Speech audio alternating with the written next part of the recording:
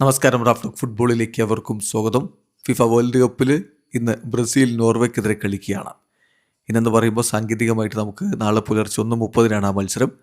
ആ മത്സരത്തിലുള്ള ബ്രസീൽ ടീമിൻ്റെ പ്ലേയിങ് 11 ഏതാണ്ട് തീരുമാനമായിട്ടുണ്ട്. കാര്യം ബ്രസീലിയൻ മാധ്യമം ഗ്ലോബോ പുറത്തുവിടുന്നു. നല്ല പ്രീ മാച്ച് പ്രസ് കോൺഫറൻസിൽ കോച്ച് കാർലോ ആഞ്ചലോട്ടിയോട് ചോദിക്കുമ്പോൾ അദ്ദേഹം കൃത്യമായിട്ട് ഉത്തരം പറഞ്ഞില്ല, പക്ഷേ ചില ഹിൻഡുകൾ നൽകുകയുണ്ടായി.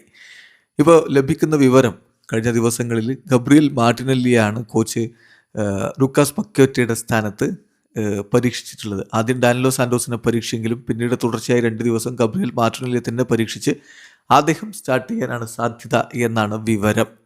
അതോടൊപ്പം തന്നെ ലൂക്കാസ് പക്വേറ്റയുടെ സെയിം ക്യാരക്ടറുള്ള ഒരാൾ ബ്രസീൽ ടീമിൽ ഇല്ല എന്ന് കോച്ച് ഇന്നലെ പ്രീ മാച്ച് പ്രസ് കോൺഫറൻസിൽ പറയുകയും ചെയ്തു. അപ്പം ഗബ്രിയൽ മാർട്ടിനെല്ലി കളിക്കുമ്പോൾ എന്തായിരിക്കും ബ്രസീൽ ടീമിൻ്റെ ഒരു ഫോർമേഷൻ എന്നുള്ളൊരു ചോദ്യമുണ്ട്. വിനി കുറച്ചുകൂടി ഇൻസൈഡിലേക്ക് കളിച്ചിട്ട് ഇടത് പാർശ്വത്തിലായിരിക്കുമോ ഗബ്രിയൽ മാർട്ടിനെല്ലി എന്നുള്ളതാണ് ചോദ്യം. എന്തായാലും ആ ഒരു റോൾ അങ്ങോട്ടും ഇങ്ങോട്ടും സ്വിച്ച് ചെയ്യാനുള്ള സാധ്യതയാണ് കൂടുതൽ എന്ന് ഗ്ലോബോ സൂചിപ്പിക്കുന്നു.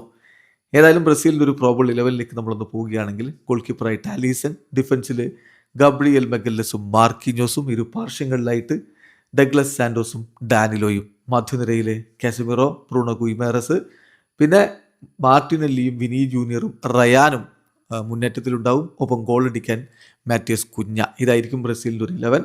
തീർച്ചയായിട്ടും ആഞ്ചലോട്ടി തന്നെ പറയുന്നുണ്ട്, വിനിക്ക് ഇൻസൈഡിലേക്ക് കൂടി വരുമ്പോൾ കൂടുതൽ ഗോളുകൾ വരുന്നുണ്ട്, അത്തരത്തിലൊരു സ്വിച്ചിങ്ങിന് സാധ്യതയുണ്ട് എന്ന്. ഏതായാലും പക്വേറ്റ ഇല്ലാത്ത സ്ഥാനത്ത് മാർട്ടിനെല്ലിയെ കളിപ്പിക്കാൻ തീരുമാനിച്ചിരിക്കുന്നു. വീഡിയോ അവസാനിക്കുന്ന ഫുട്ബോൾ ലോകത്തെ കൂടുതൽ വിശേഷങ്ങളുമായി റാഫ്റ്റോക്സ് എത്താം.